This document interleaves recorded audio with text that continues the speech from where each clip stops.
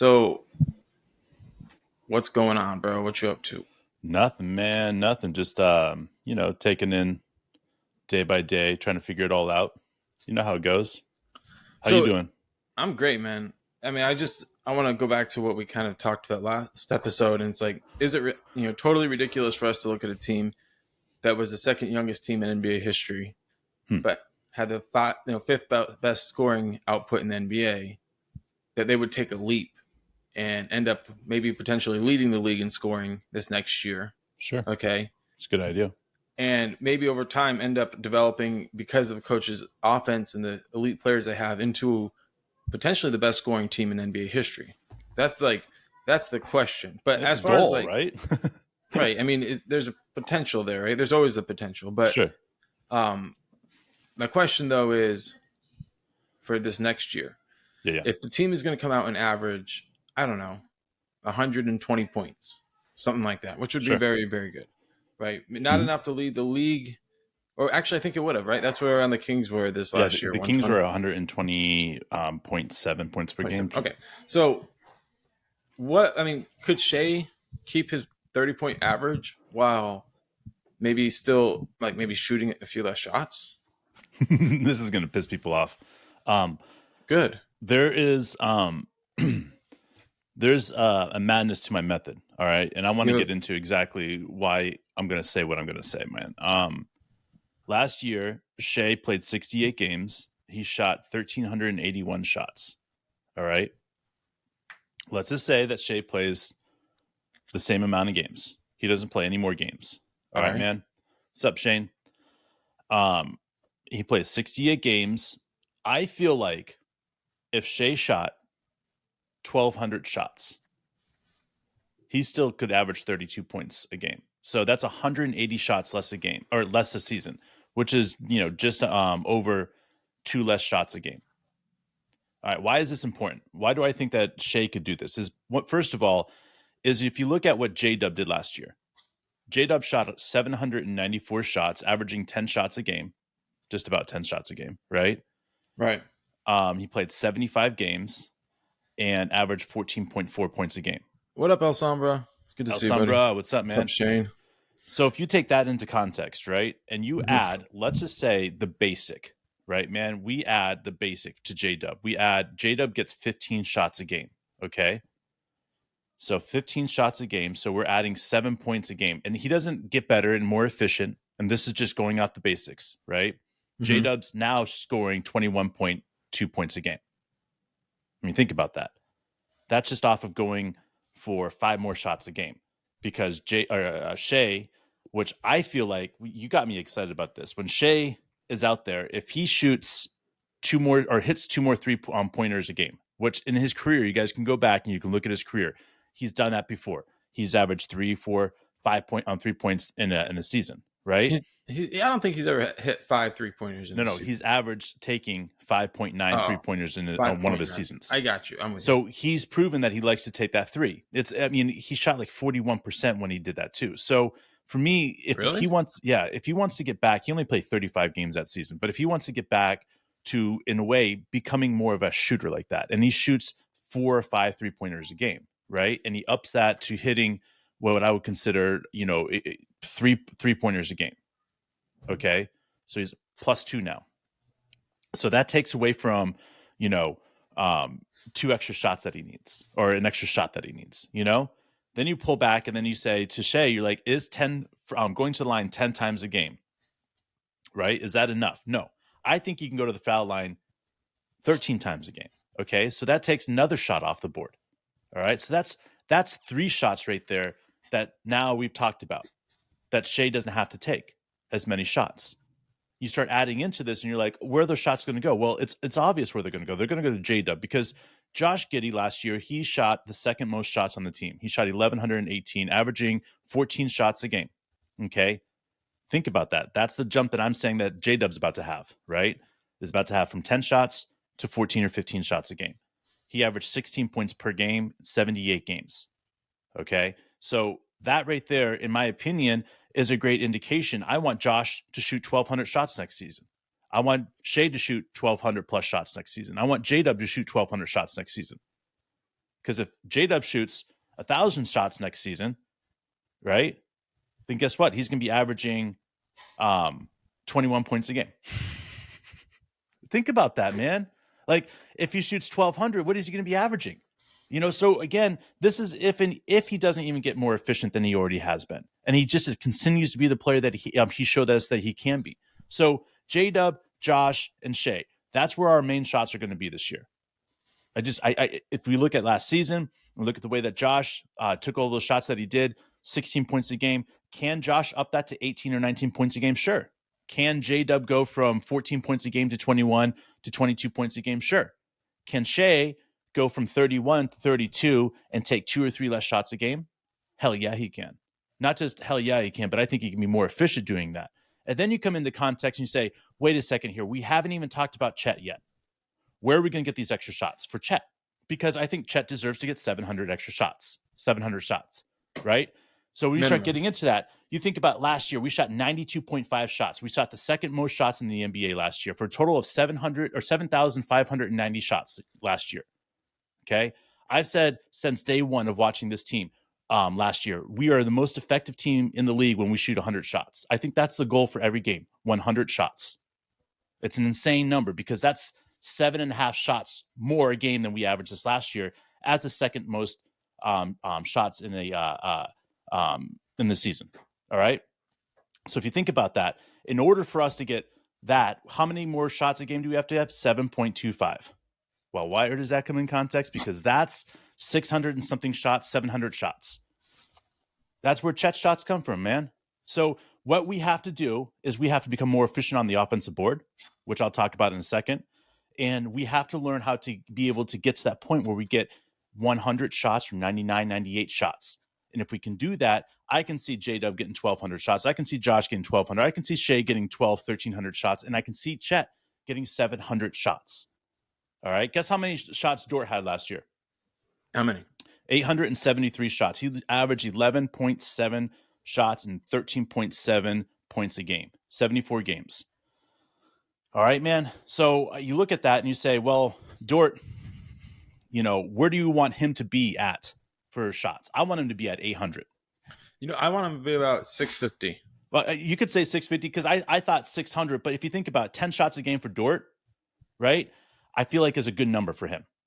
All right. So let's just say we keep that Dort at 10 shots a game, right? We had Isaiah Joe with 500, Trey with 508, Kenny Hustle with 370 or 343, but he only played in like 53 games. Yeah, like 3/4 of the season. So. All right. So he will be up in the 500s if he plays the whole game season. So again, we have to come up with, in order for this team to win 53 plus games, like we've been saying, we have to be able to come up with 123 plus points a game.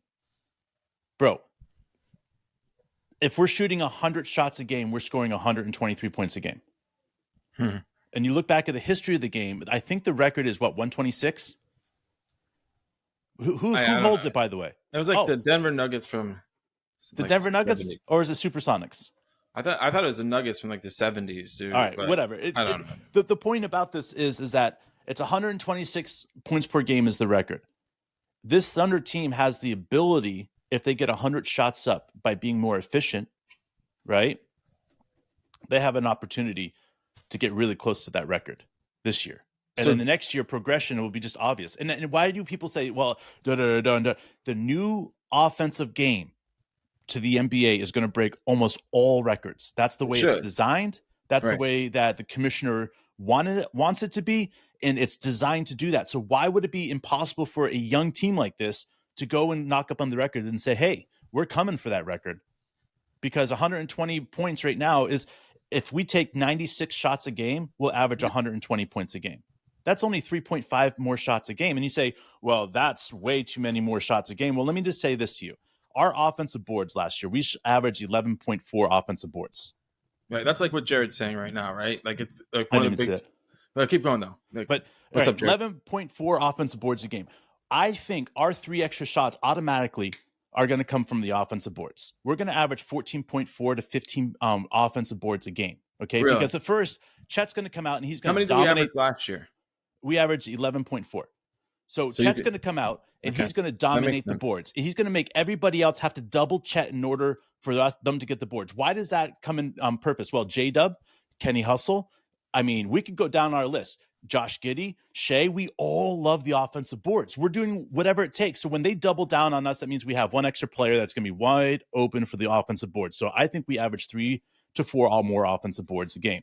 That means Right. 3 to 4 more shots a game. Right. Okay, just off of that.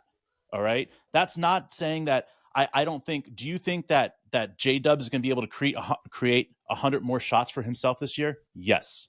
Do you think Josh Giddey is going to be able to create 50 more shots for himself? Yes. I mean, this is why we can start adding the numbers up and we start saying, oh my God, this team could do something crazy this year because it's just the basics of adding 1 and 2 and saying, if this team does 3.5 more shots a game, this team will average this many more points a game. If this team averages, 100 shots a game, right? That's 8,200 shots a year, and they shoot blank amount of. This is what they'll average. If we're doing that, we're averaging 123 points a game. Tell me a team that's going to have an easy time with our defensive concept. Tell me a team that's going to have an easy time to deal with that. It's going to be very difficult. Now, do you think that it's abnormal for a team to go from, let's just say, 110 points per game to 116, or a team to go from 103 to 110? Okay, it's not abnormal for a team to get 6 points better on an offseason. And that's all I'm saying this team is going to do. Yeah, it's easier to do it though when you're not like already top 5, which is where we are. And by the way, thank you, Alsambra. We'll talk about the in-season tournament in a minute, for sure. Man, I love that for sure. So Giddey becomes a slightly better passer, because he knows his teammates a little bit better. All right. He also becomes slightly better offensive player, because I think big game players incorporate big game mentalities. He went out there and played his best games as the games got bigger. And the coaches are saying, like, if you truly want to be a Hall of Fame player, Josh, like, you have to become consistent offensively at the level you were at our best games. Sure. That's what it takes for him to be a Hall of Famer. He's not going to rebound and pass his way into the Hall of Fame. He's going to have to score. The only way to do that, I want to say this with Australia, Australia, is to become like the greatest ever at it, or one of the top 3. Like but if he could average 20 a game, he could make the Hall of Fame for sure with the success of the team and the triple doubles that come with it. Go ahead, Dave. I was just going to say, is Australian people that have been consistent on our show that have consistently said, hey, Josh Giddey's going to average 20 points a game. There was a while that I sat there and was wondering, can Josh Giddey average 20 points a game? And I sat here and I'm looking at the stats and I keep going over them and, 14 shots a game for 16 points. And it dawns on me that Josh Giddey is going to be a 20-point scorer. And I'm sorry, that's going to piss people off when I say that, but Josh is going to be a 20-point scorer because if you look at it, if he just gets more efficient with 14 shots, he will score 20 points a game because he's going to go to the foul line more as he gets older. So there's no doubt about it. We have 3 players that are going to be scoring, averaging 20 points a game. Maybe it's this year that starts or next year or the year after, but it's going to start right away. I mean, it's going to be very, very quickly because I look at J-Dub and just the progression of saying J-Dub gets 5 more shots a game. That means he'll get 21 points a game, right? And you say, what if Josh gets more efficient and 14 shots is what he gets still? He still shoots 1,100 shots this next season. Does that mean that Josh gets more efficient, that he can't average 19, 20 points a game this next year? Fuck yeah, I mean, come on. He's got to. He's got to. What we saw when him playing the best, right? Where he gets his shoulder down, gets his head down, gets past his man, plays in space. The only way he's going to get past his man is if they close out on him when he's shooting, or at least halfway close out. Like, he's got to get a hand up. Yeah. If he gets a hand up, he's got a chance. If he gets his hip past his guy, he plays physical enough with the ball in his hand, where he's going to be able to get to his spots. Passing is available only if they respect his mid-range game. That runner, that teardrop. If he can establish that and also learn how to, what we saw in those big games, which was use his big body to get to the backboard and finish off the glass, like, he's got that ability. he has to bring those elements of his game. Like we need to see Josh. Like this is it's a big transition, but we need to see him get 5 easy buckets per game. If he can do that, then everything kind of changes. Mhm. And I understand that that's like a difficult thing for a pass first guard, but people say he's 6'8". He lists himself at 6'9" on his own bio. I think he's more of a 6'9" player in the way that I see him. 6'8" Sure. is just fine with me. Like he plays basketball after he picks up the dribble, right? He plays the game like Australian rules football. Yeah, man. It's shoulders, it's bumping, it's grinding, it's getting in there, it's finding contact, and that's why he looks for the contact and then he finishes through the contact, so he doesn't get a lot of whistles. But like that's the extra part of his game that we don't know. Like, could he get to the free throw line 3 or 4 or 5 extra times this next year? So if he can find those easy buckets, if he gets to the free throw line, and those easy buckets to me are, there's a difference between his runner when he's like free throw line extended and when he gets, 2 steps in the lane. If he gets those 2 steps in the lane, he's finishing in that spot. Then he gets to the rim and finishes in those spots, gets to the free throw line, and then he can knock down threes in a way that just keeps teams being honest with him. Yep. Yeah, the points are there. But You're right, I man. could also see why people would look at it and be like, he's pass first, so why would he go out and score?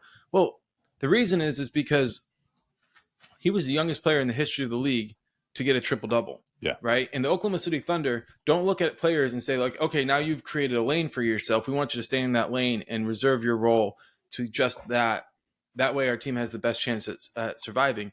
He's going to see teams' 4th best defenders a lot of games. Sure. Like Sure. he has to look at the scouting report and say like, I know where they have me listed and I know I'm going to have an advantage over the guy that is guarding me. And I might even have the best advantage on any given night. Yeah. Over that guy because of the difference, because they might give like almost like an off night to the guy, be like, hey, you guard Giddey, to the best offensive player of the other team, as if like that was an off night and he has to torture the guy. Yeah, he has to make them pay and make him work really hard, and that's part of the game. You look at Josh in the game, what he had to do last year, man. Let's just be honest, man. He was put up against whom? The second best defender. I mean, like on most nights, you would see him either get a forward or you would see him get a guard that was a better defender. J-Dub is going to take that guy this next year. I mean, that's going to be J-Dub. J-Dub is going to take that guy, and it's going to put a power forward on Josh. I mean, that's one of the most beautiful mismatches I've seen for Josh, is when he gets a power forward on him, he gets around him on the hip, or the guy just plays off of him and Josh will shoot over top of him and he's more effective. So to me, like Josh is going to be the key to this, is because if Josh starts dominating that power forward and then through the season, they have to switch out the power forward and they say, we need another guard or we need the small forward out there to play against Josh. Like that changes how teams have to play against us. And when it comes to the playoffs, that's when Josh will take advantage of that, because a lot of teams, they'll live and die by their power forward. And if Josh is taking that power forward, it's over. Like that's where I'm getting excited about, because you can say J-Dub this, or Joe or Isaiah Joe this, or Dort this, or Josh, Shea needs to do this, but Josh, if he just averages 15 shots a game, just 15, he's gotten more efficient, he's getting better with his decisions. Okay. Then we're looking at a legit 1-2 or 2-3 combo punch. And how many NBA teams have 3 guys that can score 20 plus points on any given night? There's a few of them. Don't get me wrong. There's a few of them out there.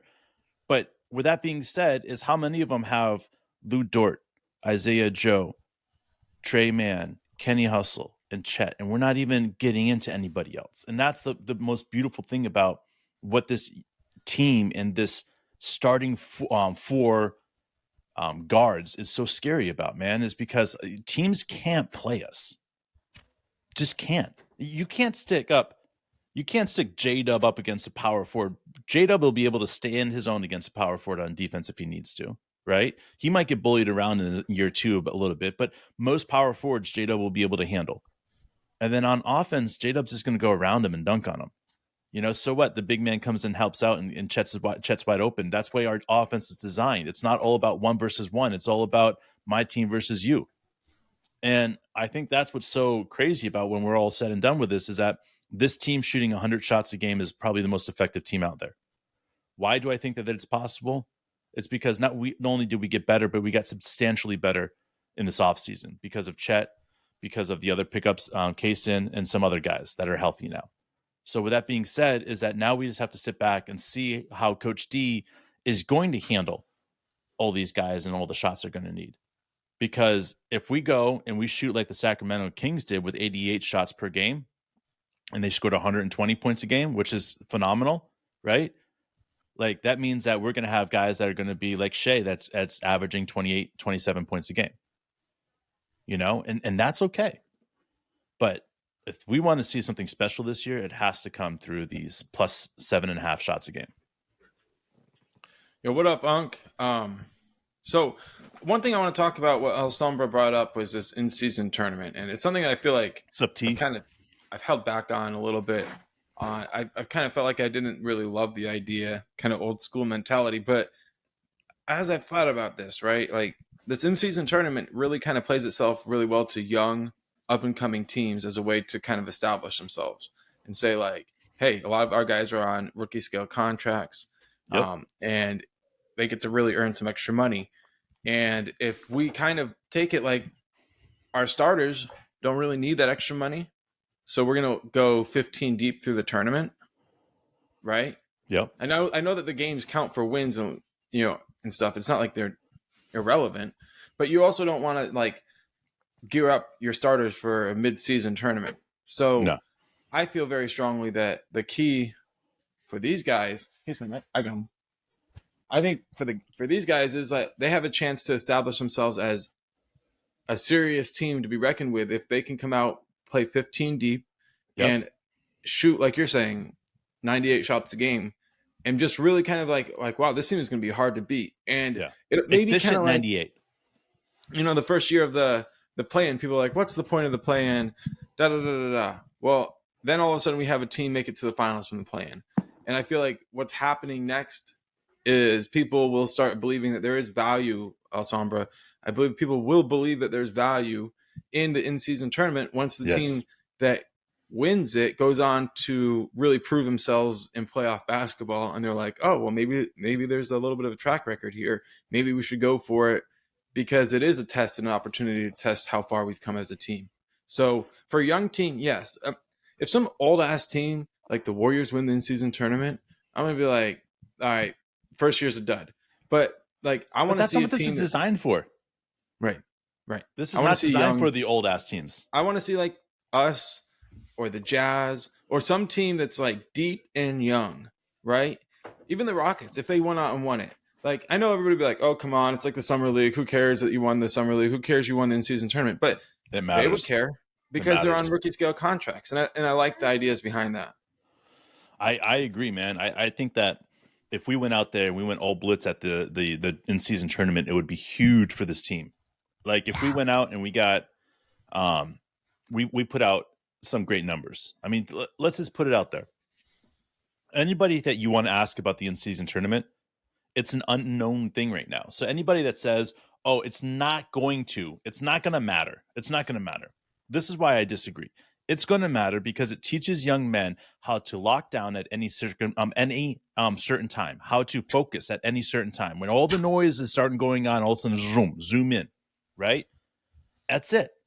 That's all we're talking about. We're not talking about anything difficult right here. We're talking about teaching young men how to zoom it in. And I think if you're teaching your team how to get that focus, how to get that zoom, and each one of them gets $500,000 extra for winning, bro, I mean, that it's all about confidence for these young guys. It's all about confidence. Anything that helps that confidence, man, you got to go with, man. You could win this and then go off and win 6, 7, 8, 10 games in a row just because you're super fucking confident. I remember some great winning streaks starting from the weirdest circumstances. Like The Rockets went on a huge winning streak after Tracy McGrady went down. I Like know. sometimes, like there are certain elements that just kind of like play toward team basketball being the center of what people are doing. And Yeah, man. if you have single elimination environments, like you're saying, like can you create a playoff atmosphere in the middle of the season? Usually, the only way that happens is if you go into a contender's house, Yeah. or if a contender or like the champion comes to your house. That's about it. Like, Sure. and you may not even be able to recreate that with your home environment in that environment. So, Mm-hmm. like putting stuff on the line and saying like we're gonna test where we're at against these other teams because Sure. like nobody's gonna not try to win, but they may Mm-hmm. not like put everything they have out there, and then Sure. that'll be the thing of like, oh, you won the in-season What's up, tournament. Cody? Who cares? Yeah. You know, because other teams didn't try to win as much as you, so they didn't really try, and you won. Who cares? And it's like, okay, but some teams think that they have the chance to turn it on and off, and they don't. Yeah. And I do look at it like this season, we need to come out and win 8 of our first 10 games. We need to come out and let everybody know we're serious and we're playing from the front. Yep. And once that happens, like things start to line up in a different way. People start talking about this team differently. At this point, this team really hasn't earned any respect yet. Yeah. Like, that's fine. Yeah. That's fine. But at some point, people will start seeing what we're saying. And I get why people are like, you guys are overestimating J-Dub's, potential, his improvement. You guys don't understand, what you're talking about with this or that or the other. But I get all that. But that's what the stats were. If you guys didn't hear it, I spent a lot of time talking about just adding on shots this year and how they will come, how they will get there. And I'm telling you guys, follow the numbers. Follow the numbers, and you will see that J-Dub is definitely going to be a 20 points plus player a game. So, but my thing is, like, we have the youngest core in NBA history. Yeah. 2 years ago, the youngest team in NBA history. This year, last year, the second youngest team. Okay. Yep. And they did things like played really good defense, had a top 5 offense, kept their turnovers down really well. And they showed signs that they could potentially become elite at all 5 positions on defense. Yeah. So if you see all of these like signs and you're like, what will next year look like? You have to kind of extrapolate. You can't just sit there and be like, oh yeah, it's going to be the same thing as last year. If we were average age of 28, fine. You could say we're going to see a version of what happened last year. It's probably going to be maybe a little bit better because we added a piece, but we know what we're going to get from our core guys. We expect everybody on the entire roster to get a little bit better. Absolutely. And that's what brings us to where we are. Yeah. I mean, if you look at it, you look at the players that we have, we're talking just the bench players. You look at how many shots they took last year, and you can automatically assume that if they get better, they can add 50 to 100 shots to their list. If that's the case, where are these guys sitting at? Are we talking about Poku getting major minutes? Are we talking about Jay Will getting major minutes? Who's going to get more minutes? These are the questions that we all want to know. But the reality of the situation is we don't know what's going on. But I will tell you this, is that Jay Will and Chet are connected at the hip. There's a reason for that. And what that means for the future of this team in the starting lineup or minutes played by whomever, I don't know yet. I don't know yet. Talk to me about the second lineup. Let's just say Poku and Jay Will are in it. Yep. You definitely need Kaysen getting minutes there. Sure. Isaiah Joe and Kenny Hustle. All right. And then Keontae Johnson on his way in. JRE. Trey Man. And we're going to play in Wiggins. We're going to play 13, 14 deep. Yeah. Every single night. Last year, we regularly played 12 deep. Most teams play 10 deep on a given night. It's the rotation, man. For playoffs are like 8. But we're going to figure it out. This is Coach Dagnall. I want to say this. Innovating. In the beginning, you look at Shea's minute counts in the beginning, and you look at anybody else that's going to get a heavy dose of minutes throughout the season. In the beginning of the season, they start slight. They start low. They start at 24, 25, 26, They work themselves up. You're right, guys. And it takes them 15, 20 games to get to the players' numbers that they want him to play. That's key because these guys are going to have time to develop. You're going to see Shea get out there in 26, 27 minutes. And then next thing you know is he'll be in the 35 minutes, and then he'll be like, boom, damn, he's scoring how many points a minute or game? You know, like that's Yeah. it's inevitable, man. This year is better than anything that we've seen before, and the numbers don't lie. When you say that this team shot, you know, pretty much 7,600 shots last year, and you're saying that this team is going to shoot, you know, 400, 500, 600 more shots, you know, like that's a ton of shots. But if you break it down and you understand exactly what this team is trying to do, right? And you try and see the pace that they run. Like we're taking shots so quickly in the shot clock, you know? We're getting to the foul line so often. You know, like we're able to do so many things with just being able to do this. So for us to sit here and say this team went from 7,100 shots to 7,500, you know, next step would be 70, you know, what? You know, 8,000, 8,200, you know, like if we're getting to those numbers, those elite numbers, then there's just no way without those elite numbers that we're not going to have elite offense. Without elite offense, we're not going to see 123 to 124, 125 points a game.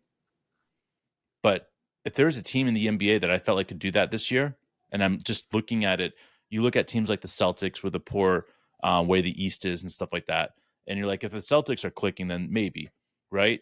But then you start, you know, dipping into that, and you're saying, who else has an opportunity to score 123 points a game? You could say the Sacramento Kings because they're easy picking because they did 120 this last year. But I don't like the fucking Sacramento Kings. I like the Oklahoma City Thunder. Thus, I'm going to put my money on the Oklahoma City Thunder. And I'm going to say the Oklahoma City Thunder are going to be the team that scores 123 plus points a game next year, allowing this team to have 100 shots a game, allowing this team to have an MVP candidate, allowing this team to have multiple, not just one, but multiple all NBA players. Doesn't matter if it's first team, second team, or third team, they're all NBA players. And that's what I think that this team is capable of doing this year. Let me ask you this, because personally I feel like very strongly, if Shea, if Josh Giddey, if J-Dub take like less shots this year, then I feel like we're at a disadvantage.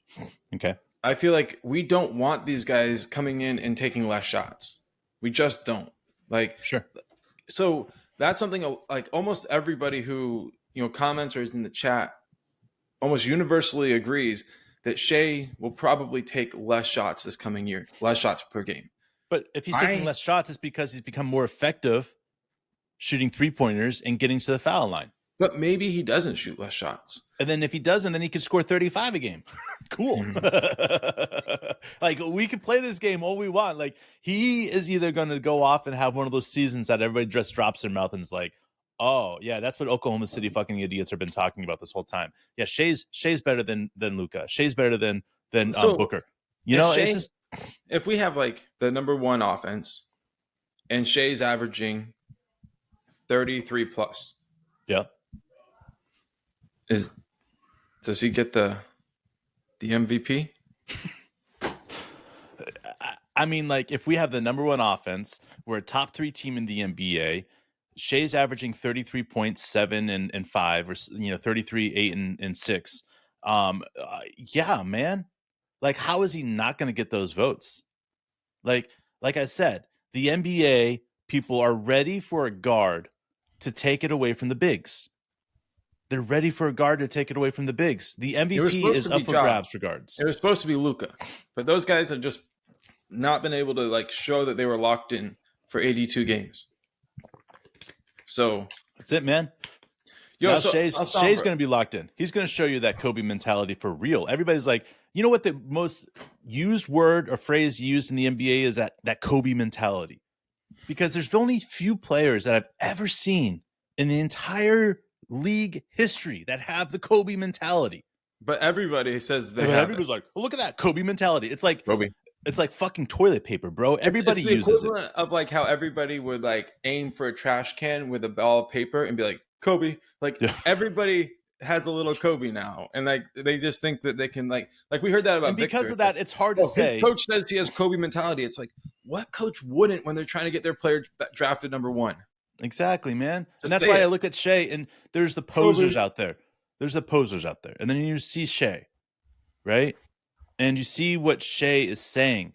You see the passion that Shea talks about. You see him defending why he thinks Kobe is the greatest player ever to play the game, right? And you're sitting there thinking about it and listening to his words. And that's what makes you excited, because he's not cool with just being low grade, class C restaurant. You know, like he wants to be the best of the best. He wants to be that Michelin star.